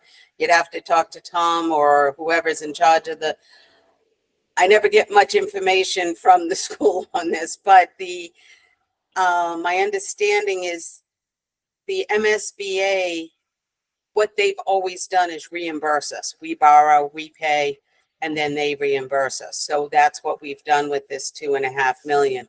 We've paid it out We borrowed it, we paid it out, but when it's all said and done with the MSBA and they close out the project, that's approximately the number that we should be getting from them. Okay. The school hasn't been signed off yet. They still have No, punch list. Yes. They still have what, did you They say? still have punch list items. Oh. They have not signed off on that school yet with the contractor. Okay. It's not technically complete. Because the last, and it's been a while, but the last I had heard that the town was under budget for the spending. And so maybe we should ask for an update on what's spent to date and what's left in the budget or what's left. Well, there was never really an appropriation. So it's all comes through the borrowing. So it's whether or not you hit the limit on your borrowing. So Right. you and may that- be under budget on your borrowing, but it's not an appropriation of money that's Right. actually sitting there Right, that would be So- left over. right. So maybe I said it in the wrong way, but Right. I thought, right, so in layman's terms, right, so there was a school budget for the cost of construction of which MSBA would pay X amount and the town would pay Y. Right. I was under the impression that the town side was under budget by how much I don't know, but It came in a little bit less than they anticipated, but it's not as if there's money sitting there. right. We okay, never had to borrow as much, or we may not have to borrow as much as we had anticipated. Right, and that's what I'm trying to understand. Will we right. have to borrow the maximum that we listed, or are we borrowing less than that? Right. Okay, At this time, it's looking like it's going to be about 58 million that we borrow. and how much was the maximum that we got authorized Authorized. to be able Yeah. to borrow? I want to say it was around 98, and the anticipation was that the MSBA would reimburse us about 38, and we were going to be borrowing about 60. Okay, right, so, okay, so that's, my recollection was there was about $2 million that, okay, so I'm just curious if that's still holding or where that's at, okay. Who might be the best person to ask for that information? I can Well- run a report. It's actually accounting would have it. I can run the same report of what's been expended to date.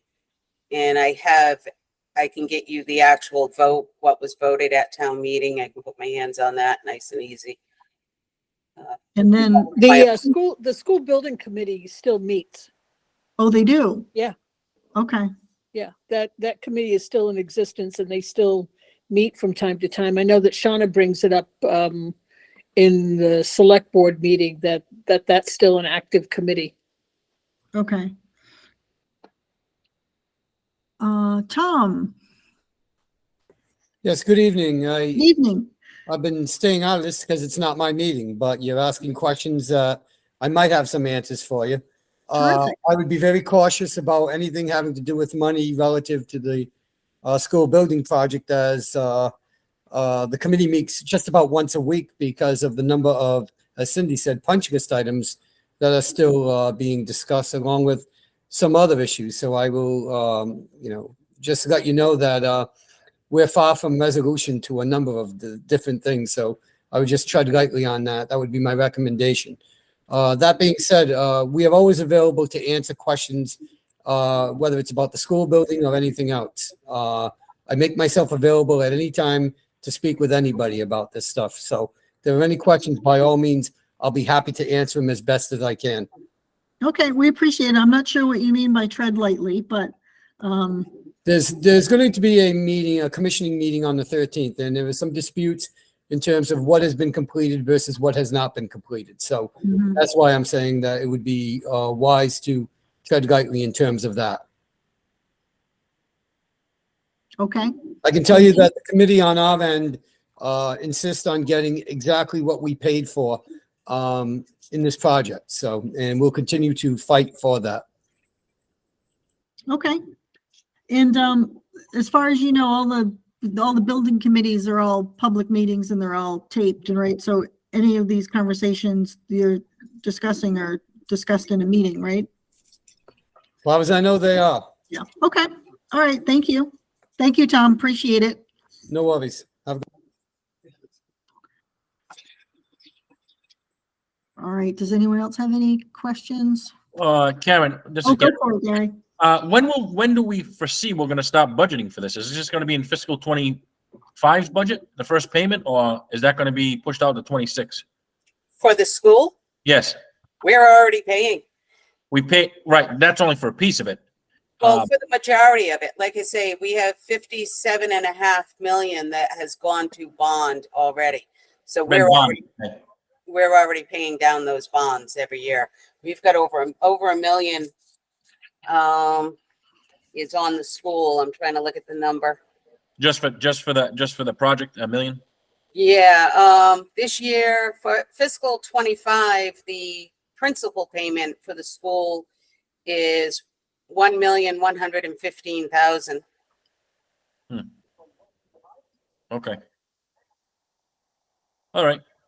So Thank Sue, just to tie it back too, so the debt exclusion that's just got built into our tax rate that just got approved last night at the select board meeting, the majority of the borrowings are already in that number. So there'd be, if anything, maybe another potentially $2 million of that would factor in next year if we borrowed to the maximum, right? Correct. Okay, so we're mostly there. So the tax effect that we're all going to be seeing is pretty much built into this new rate that just got approved yesterday, Yes. right? Because the 2 million would be relatively insignificant in terms of how that would affect our 15,000 residents. Correct. Okay, thank you. That's what I was trying to, in part, get to know how. Sue, what is the rate on the long-term, the biggest piece of the bond? What kind of rate did you get? The biggest piece, the 50 million, Yeah. can't tell you off the top of my head, but it was a great time to borrow on that because the 50 million was borrowed back in 20.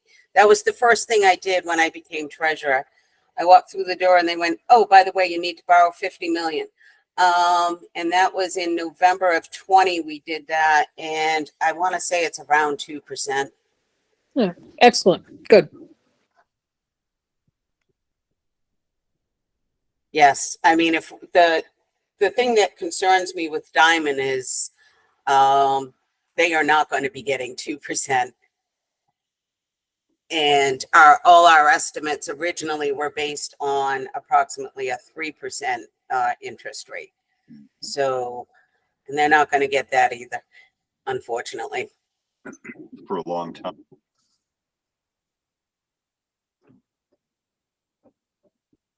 So I know our estimates that we originally got for Diamond are going to be higher than what we're going to be paying more than what our original estimates were when they started proposing this to us. Right. As far as debt goes, the other thing is I'm hoping that we might come up with some free cash to pay off the campground. The campground is non-excluded debt. And it is also a ban. So, which means we will have to renew that at the higher interest, whatever the balance is, we have to renew at the higher interest rate every year. We're paying down 150, we have 345,000 left. We have 115 budgeted for this year. So we need an additional 230,000 to pay that off if we want to pay it all off this year. How much did you say? An additional, because in the budget is 115. So we need an additional 230. Okay. And that would stop us. It would actually save us money because let me see if I can find that quickly. What are we paying on for interest on that? We're paying on the 345, $16,542 of interest this year. So it's going to cost us at least another 30,000, about 30,000 additional to borrow that 230, because we're going to be borrowing, or maybe not 30, but 20 to 25,000, because we're going to renew the 230 and then renew 115. So we will be paying interest over the next couple of years at a higher rate. Right now, I think we're at 5%, but it's likely to go a little higher. Thanks, Sue. Cindy and Al, you can go ahead. So, am I wrong? I thought that the deal with the Costa family was, I thought we were paying them annual installments. No, No, Well- okay. For some reason, I thought that they got a lump sum up front, but then it was paid to them over a 10-year period. no. Okay, This was, okay, I'm trying to think how to politely say this. This deal, I'll just explain the deal. It was roughly 900,000. 300,000 a year was paid to, we borrowed 300,000 and paid to pay the Costas the first year. right. The next year, we borrowed another 300,000 to pay the Costas. And the third year, we borrowed 300,000 to pay the Okay, But then each year, we've also been paying down on it 100,000 to the banks to pay down our debt. okay. So I was half right. I thought that it was in installments, but I forgot that it was in 3 installments. I thought that it was over 10, but you're right. You're right. Okay, Right. thank There's you. 3 installments in which we also paid the Costas interest also. Right. Okay, thank you. Thanks. Go ahead, Al. I think Susan answered it actually, but my question was about the cash flow issue, the differential between, last year, this year, interest and whatnot, and what impact it has on the town finances if we go. And yes, a lump sum is a lump sum, but if you look at it over 12 months, what is the best way to spend money short term? Can we what am I trying to say? Can we pay down to save $16,000, or better to pay $1,200 additional dollars a month and be able to divert the larger chunk somewhere else? So, but I think Susan answered that question. Right. And the only other thing is that, like I say, the campground is non-excluded. So if we use free cash to pay this down, that means next year that 115,000 does not come out of, is available back into the budgets. Right. Okay. Good. Thank you. Thank you. Any other questions for Susan on the chat?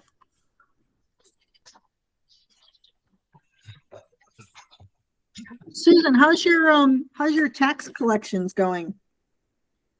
Do you have any old ones still? Yes, I'm still working on tax title. I've got to spend some time getting some more over to the attorney but we have had some coming in, not as, sending them over to the attorney to get them into land court and start the foreclosure process has been a good thing. On one hand, but it also, like everything else, becomes a little time consuming. So I'm being cautious as to how many I send, so as I can handle them and not overwhelm myself with that process. I am a little concerned about one factor that I heard. It's nationwide. I haven't seen a real uptick in Westport yet, but we do get them periodically, is that bankruptcies are being filed. They're up about 13% over last year or something, people in general filing bankruptcies. That's nationwide, not Westport. So I do anticipate that we're likely to get a couple of those, which just means deferring the payments and so forth. Slows things down a little bit. Something to be aware of. And that has a negative impact on the free cash calculation, right? Yes, it does. Mm-hmm. Karen, did you say that they set the tax rate? Last night at the select board meeting, they did, Huh. right? They had the I tax didn't- hearing. I didn't see that. That's a proposed rate. It won't be approved by Boston yet. It should be soon. Right, so it's the select board's public hearing to make the recommendation, right? What was the rate? Do you remember? Not off the top of my head, but Did it go lower? yes, because the assessments went We're up, right? up about 10%, I think. Right. And then, I know everyone thinks that their taxes are going up because their assessments are going up, but then the rate actually goes down to correlate, offset that. So I don't know the exact number, but it was in the Right. sevens, so it was a little lower. It was Okay. 770 something, I believe. Yeah, that sounds about, And last year was 816. Okay. Thank you. thank you. Well, thank you, Susan. Doesn't look like anyone else has their hands up. You're welcome to stay as you always do. Or you can go. I may surprise you. And go. Can I go with you? All right, thank you. Appreciate it. Thank you so much. You're welcome. Have a good All night. right, thank you. All right, so I think that's our budget meetings for tonight. Is there marine services? Oh, Sorry, Chris Leonard here. I didn't know you were here because you just come in as a phone number. Oh, Well, okay. welcome, I'm Chris. sorry. Yeah. Are you able to take me this evening? Yeah, if you're up Okay. for it. Oh, I I'm up. did Oh, not yeah. No, even I'm know up for it. I did No, not I, recognize your 508 number, so Oh, sure. No Hi, Chris. problem. Hi. How are you doing? good. Good. Thank you so much for having me. Hello to everybody. And we're here to talk about two budgets this evening. The first one could be the shellfish budget, which comes out of the general fund. The second one would be the harbor master budget, which is an enterprise fund. Chris, before But you starting, you yes. go on, we didn't get copies of your budget, so we don't have anything to look at. Are you able Okay. to put it on the screen for us? I emailed it to Alise's email address to Okay, hopefully disperse. I'm not sure if he has that. I didn't hear back from him okay. for that, but I did send it to his Mac address. You did. You did. Okay, well, let me take a look while So you're hold on one second, Chris, Yes. because we Sorry to put the pressure on the liaison. that's all right. No, that's okay. Let me take a look. It's helpful for us to follow along a little bit without, it's hard to talk about a Oh. budget when we haven't seen it or have it in front of us. Sure.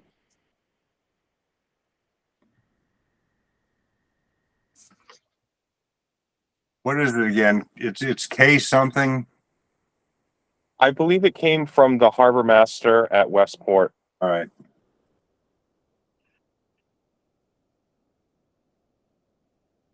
Chris, do you have an ability, if you email it to me right now, I can get it up on the screen for us?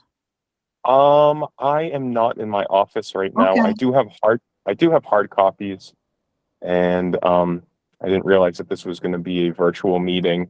I was at town hall and found Jim Hartnett's car there, and that was about it. Oh, right, Karen. yeah.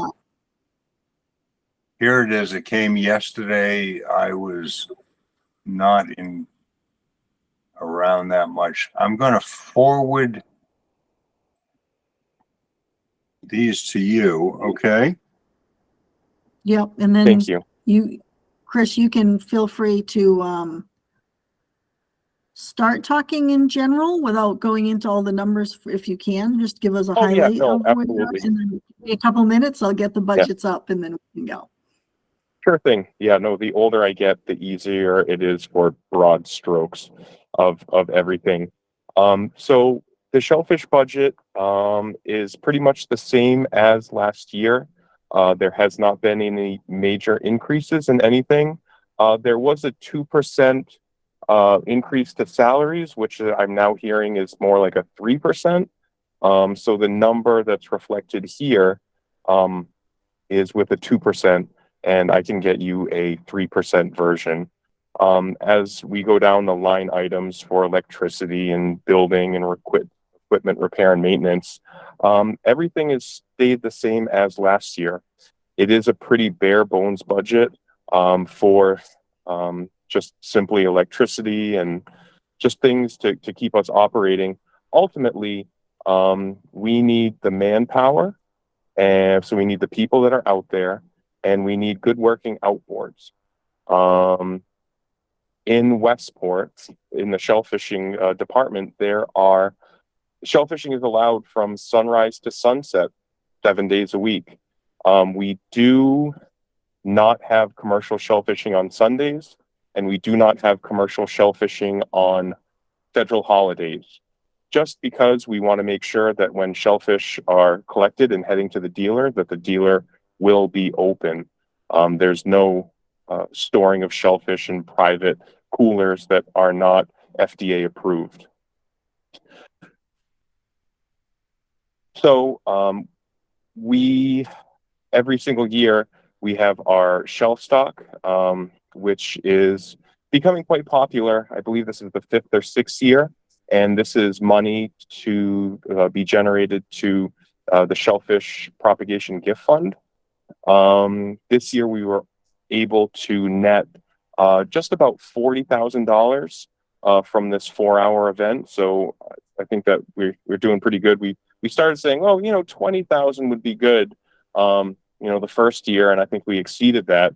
And it's just kind of been a snowball where we started at the winery, and then we went to the brewery, and then kind of parking became an issue. So now we will go to the Westport Fairgrounds, where we can have parking of 800 to 1,000 cars. I think that's kind of their capacity. And so we were able to net the $40,000 there. And we also have a grant from the Minton Foundation, where we get $100,000 a year for a 5-year period to be spent solely on shellfish to be planted into the river. In our budget here, there's nothing in propagation, and all of the shellfish planted comes from donations and grants. This year, we were able to spend $147,000 to buy shellfish for the river. We were able to do 5,000 bushels of quahogs from the Taunton River. We were also able to do 225,000 field plantable quahogs. And we were also able to plant 100,000 yearling bay scallops into the river.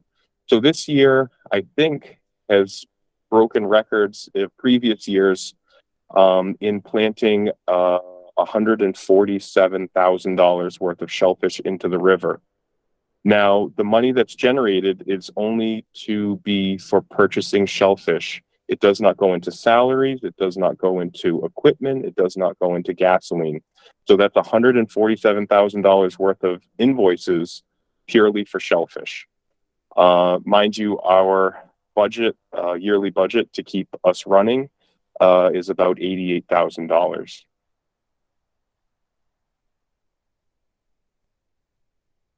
So I think I have a budget up. I'm not sure. I'm trying to adjust my screen, but for finance Sure. committee members, I also just uploaded it into the Google Drive. So if you Sure. have access, and you can always look at it that way, but I'm trying to get my screen together. Can you see this budget or not? It's I'm working off a hard small and to copy. the left. It's too small, isn't it? Yeah. And I Yeah, can't we only- figure out, I don't know We only see the why, column F, yeah. I don't know why my screen is so small and I can't seem to, 1 second. I can't seem to, It is in the drive now. it is in the drive. So, Yep. sorry about that. Give me one, I don't know why, because I'm seeing it on my own screen and it's small and it doesn't seem to be allowing me to fix that. So I am sorry, but it isn't in the Google Drive. So if you all can access it that way, Chris, we do have it. So, Yep. Got it.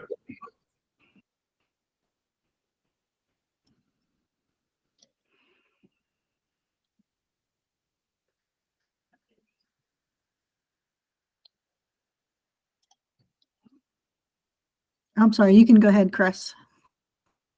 Oh, yeah, sure. So, I do have a budget memo here. And so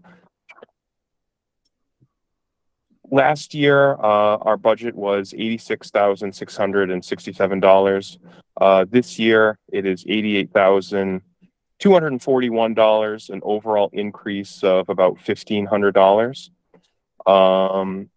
The personnel that work in the shellfish department, we have 2 full-time employees and 6 part-time employees. As for the electricity, we share the electric bill in our office down at Westport Point with the Harbor Master Department. So whenever the bill comes in, it is split between the 2 departments. I can say that we made tiny houses cool before they were cool. Because the building that we operate out of is probably about the size of a medium bathroom, but it's enough for desk space and for us to be on the water to access boats, because at any point in time, we need to get out in the water for poaching or people in illegal areas. We work very closely with the Division of Marine Fisheries, who they do all of the water testing to make sure that the areas in which shellfishing is permitted, that the water is clean and that we don't have any problems. We also have 81 acres of aquaculture in Westport that needs to be patrolled and managed. So we need to have boats out there to help out with the 81 acres of aquaculture on top of the 5 or 6 different relay areas that we plant cohogs, just to make sure that people are not going to get sick and that we're selling and putting a product from Westport out into the entire country.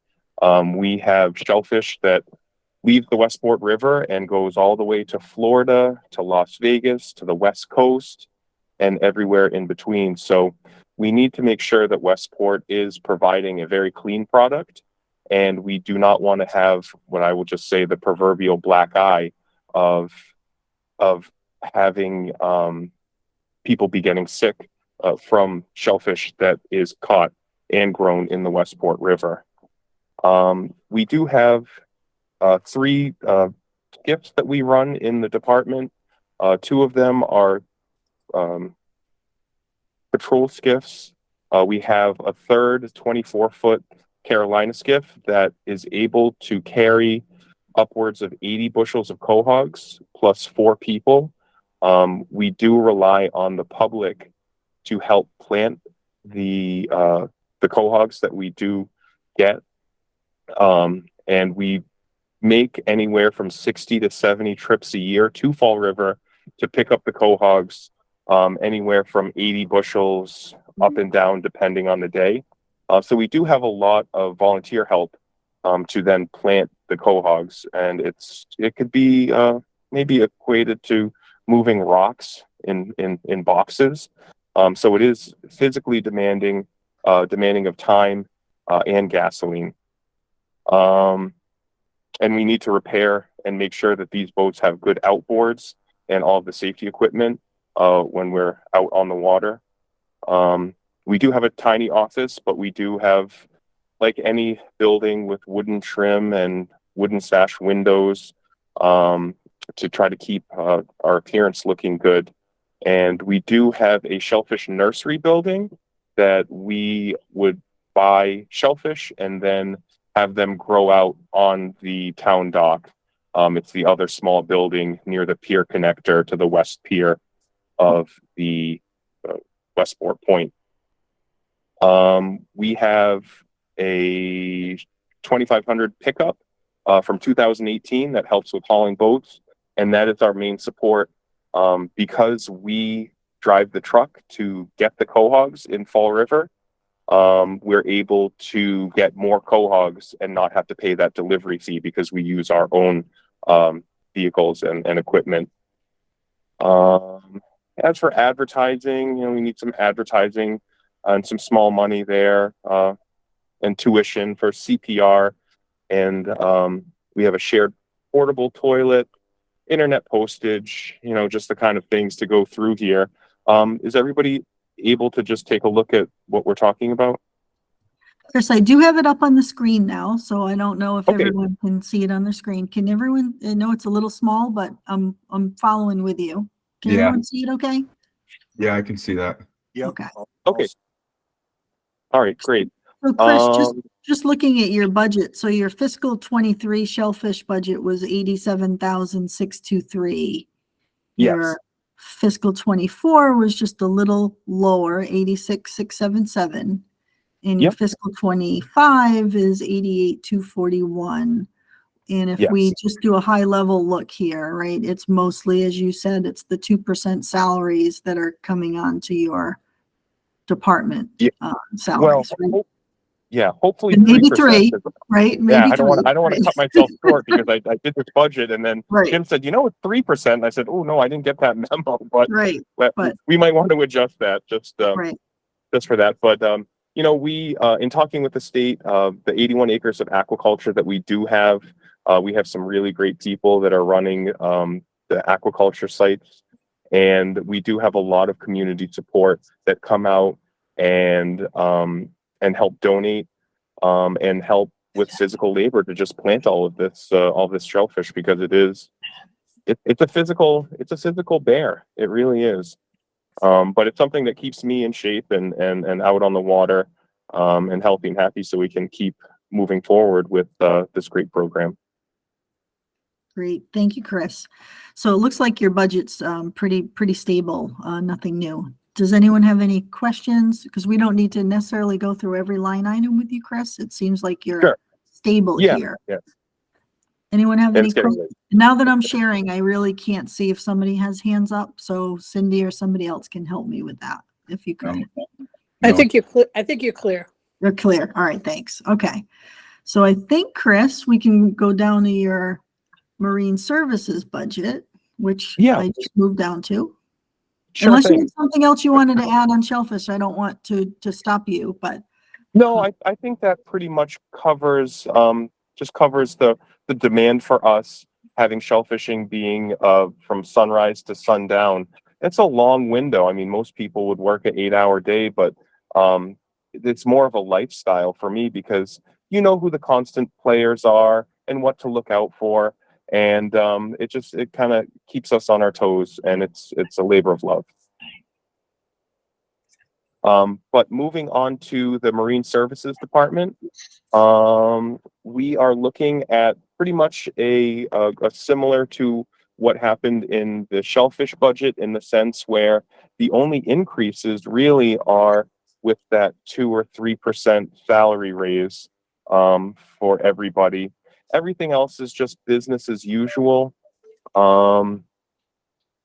We do receive a grant from the CVA, which is the Clean Vessel Act, every year, with not only providing the town with 24/7 marine response. We do pump somewhere between 6,000 and 9,000 gallons of affluent from the boats that are in the Westport River. And that grant is for about $15,000, and it covers our bases to make sure that boats are not discharging within Westport.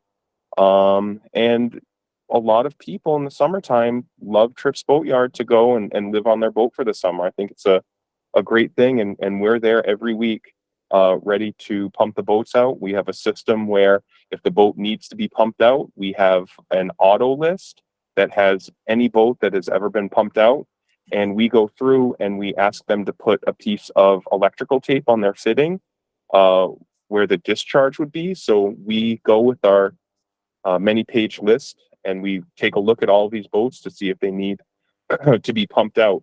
And this is all free of charge. We also have a pump out station at the Trips gas stop too, that we take care of. So we do a really good job just making sure that we keep the water clean. I also put in for it's a Seaport grant that for $28,000 that was able to give us new shore power pedestals down at the Westport Town Dock where the commercial fishing boats tie up. We have over. Oh yeah, go ahead. Well, have you considered charging for your pump out service? That seems like a very, very generous benefit for the boats. I mean, it's something. If you were a something camper, if you were living in a camper and you had to have a pump out, I mean, you're gonna have to pay for that. I would think that the marine life you should charge for that. That I will talk because we get the grant from the Division of Marine Fisheries up in Gloucester. The person that runs that, his name is Cecil French, and I can talk to him to see if other towns are doing that. But I mean, if it's free, at least people are going to do it. You would rather have a free pump out than have someone not pump it out. Oh yeah, absolutely. Because as soon as money becomes into the equation, people start to kind of handle it their own way. Right. So as it stands right now, that $15,000 grant has sufficient to keep our operations moving forward. I imagine at some point in time the amount might go up if we need it to. Okay. But as of right now, it covers everything. Gotcha. But we do tap into the Seaport grant. I know that the town has used that before for other projects in and around the head of Westport and things like that. So we're always looking to see what the next project's going to be. I know that we talked or just listening tonight about like a 5-year kind of capital type of thing where what's going to go wrong and where do we need it? And at some point in time, we need to take a look at the Westport Town Dock a little bit closer. By no means am I a marine surveyor, but we have some pretty heavy timber that basically supports the wooden kind of planked areas on the Westport Town Dock. And these major beams look in good condition, and we don't have any because the first person to complain would be maybe the fisherman to say, hey, when I drive my truck out there, things are getting kind of shaky. We do replace boards as needed and pilings as needed, but we might want to take just a look overall to see what we might need in the next 5 to 10 years for the Westport Town Dock. Chris, I mean, that's a great point. I mean, the Capital Improvement Committee has been charged this year with really trying to come up with as much of a comprehensive 5-year plan as possible. And I'm not sure if they got the word out to all the departments to please supply that information. So I would say if you have any ability to even put that in queue, maybe you don't even have a dollar amount, but certainly it's not something you need this year. So it's not something that the committee needs to be discussing for funding, but I don't think it's too late by any means to throw something in the 5-year queue. So if you've got things, I think it's a good time to try to get as much of a comprehensive plan as we can. Absolutely. Yeah, we try to give it a facelift where we need to, but I mean, that structure has been there. I'm sure Mr. Leeds could tell us exactly how long it's been there, but hundreds of years. Al, you have your hand up. Go ahead. Just a quick point to tee off on what you said, Cindy, about charging people and whatever. My question is, let's just make this up and say that we charge everybody $20 a week or a pump, which Chris would know is known locally as T1 or T2, and we won't go into the T word. Where the T, sure. Yeah, where does that money go? Does that go back into the enterprise fund? Does it go back into the town finances to subsidize something else? I'm just curious, because one of the issues that I have with the decision to make, to start blending into the town finances is all of these well-meaning decisions for specific purposes just get machinated into paying God knows what for God knows where because we don't have money for God knows what. So with the where'd that money go? So with the CVA grant, with that $15,000 that we have for equipment repair and maintenance and a personnel power, we have a separate payroll sheet that comes out of the CVA. And so the money that is in the CVA, we keep track of the hours, and at the end of the year, we have to submit a reimbursement packet to the Division of Marine Fisheries up in Gloucester that itemizes each gallon from what boat, what day, from what personnel, and then they will reimburse the town. Does that answer the question? No, no, I clearly wasn't clear, Chris. It's Sure. What if we, meaning the town, charges XYZ boat $20 a pump out, which I think was Yep. Cindy's question. I could be wrong about that. And that money comes back to the town. Where does that go? Does it stay within the marine? Because it would, it would be underneath the umbrella of the marine services. Hopefully, it would come back into the Harbor Enterprise Fund. But that would be up for the town to decide where this would go. Yeah, because if it would go into the general fund, the general fund does not support the Marine Services Department. And if anything, the Marine Services Department has to pay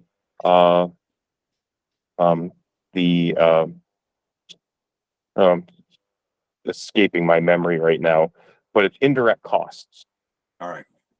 So hopefully if we were to do some sort of program like that, it would then go back into the Harbor Enterprise Fund. Hope is not a retirement strategy. Yeah, I'll leave it at that. yeah, okay.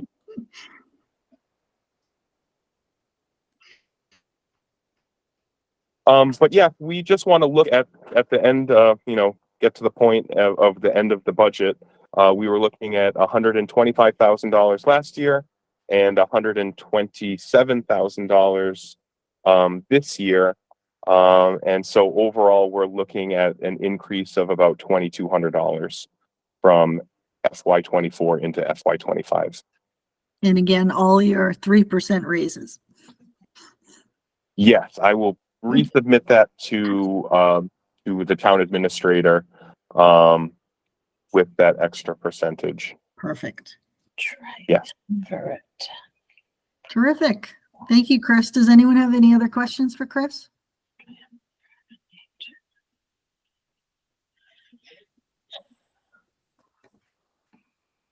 I don't think so. I'm going to unshare my screen. Yeah, no one has their hand up, Karen. Okay, thank you. I can't Yeah, tell. sorry. That's all right. Anything else for Chris? I think he's all set. Well, Chris, thank you so much for coming in as you always do, and we'll look forward to reading the memo that you provided to us that is now in our folder. You are always super comprehensive and super helpful, and I always love to have you to be one of the first budgets because you always do such an amazing job and you set the tone really nicely. So thank you again for coming in. And Alright, get that information about the town dock to CIPC. Dick Brewer is the chair of that committee. Okay. Yeah, no, that sounds great. And I will next year, I will definitely send the budgets out sooner. So, sorry, Mr. Lees, to have to do a scramble on that one, but we'll get that sooner. Absolutely. Appreciate it. All Thank right. you, Chris. All right. Alrighty. Thank you Take so care. much. Have a good night. Thank you. You too. Thank you. Bye-bye. Okay, so now I think we can conclude our budget meetings for this evening. Okay, so next on the agenda, really quick, if any, I know it's getting quite late, so I don't think we want to continue too much longer, but does anyone have any committee or liaison updates that they feel that we need to be updated on?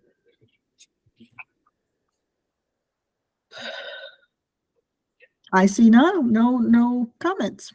Terrific. The next item is to approve the minutes. We have 2 meetings to approve. One was October 5th.